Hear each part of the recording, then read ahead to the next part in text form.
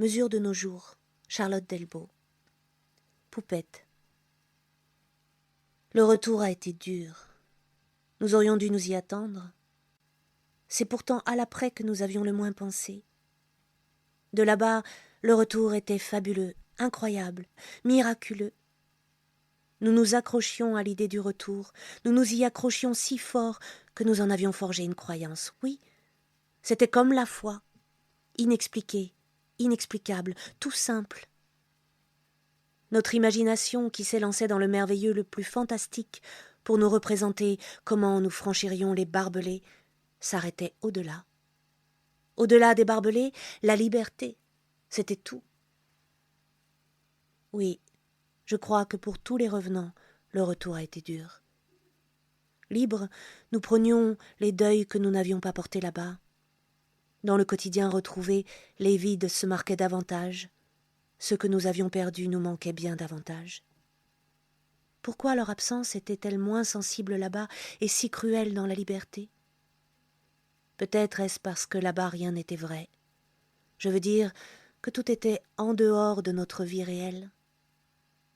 Pour moi, c'est au retour que j'ai vraiment perdu maman. Elle était morte pendant que nous étions en prison, Mariette et moi. Et c'est au retour que j'ai vraiment perdu Mariette. Je l'avais vue mourir là-bas, mais c'est au retour que je n'ai plus eu de sœur. Dur pour tout le monde. Pour moi, lamentable le retour. Lamentable, sordide. Une somme de détails mesquins. Mon père s'était remarié pendant que j'étais là-bas. Sa nouvelle femme était beaucoup plus jeune que lui. On avait appris que Mariette était morte, on était sans nouvelles de moi, on me croyait morte aussi. En revenant, je dérangeais tous ses calculs à cette femme. Le bien qu'elle convoitait était pourtant peu de choses. Un petit hôtel de voyageurs que mes parents, partis de rien, avaient réussi à acquérir, une vie de travail, de privation, d'efforts jamais relâchés. Je suis rentrée. Il n'y avait plus de place pour moi à la maison, au sens propre. Ma belle-mère avait fait de ma chambre une chambre supplémentaire de l'hôtel. Je reprenais ma chambre, c'était tant de moins par jour, tant de moins par mois dans la caisse. Devant sa nouvelle femme, mon père filait doux. Jamais il n'a eu un mot pour me soutenir, pour me défendre. J'ai dû me battre pour ravoir ma chambre.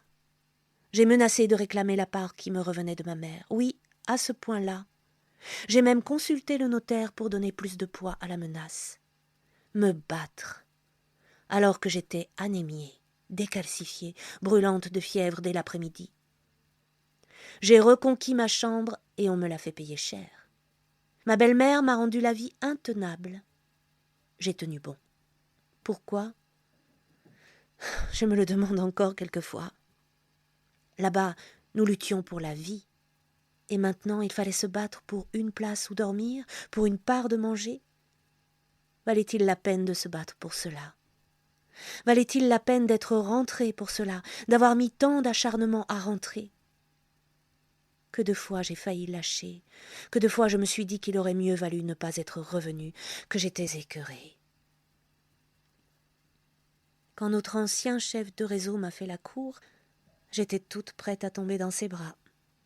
Il me donnerait tout ce que je n'avais pas, un foyer, une maison, une tendresse, un appui.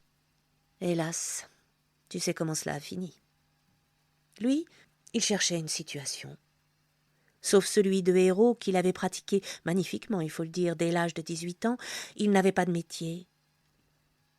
Évincer mon père, que sa jeune femme avait quitté quand elle avait compris que je me cramponnerais, et je t'assure que de mes mains pourtant amaigries jusqu'à la transparence, je me suis cramponnée à la vie avec une force que je n'aurais pas cru pouvoir encore tirer de moi au retour.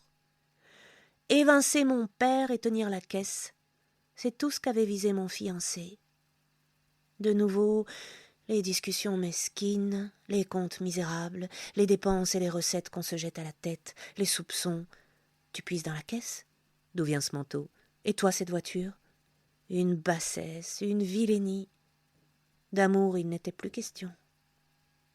Revenir d'Auschwitz et se laisser prendre aux fadaises d'un petit ambitieux comme une oie blanche du siècle dernier. J'avais 19 ans quand je me suis mariée, mais ce n'était pas mon âge. Mon cœur avait 16 ans, l'âge où j'ai été arrêtée. Mon caractère était vieux de toute l'expérience du monde, cette expérience hors de toute mesure.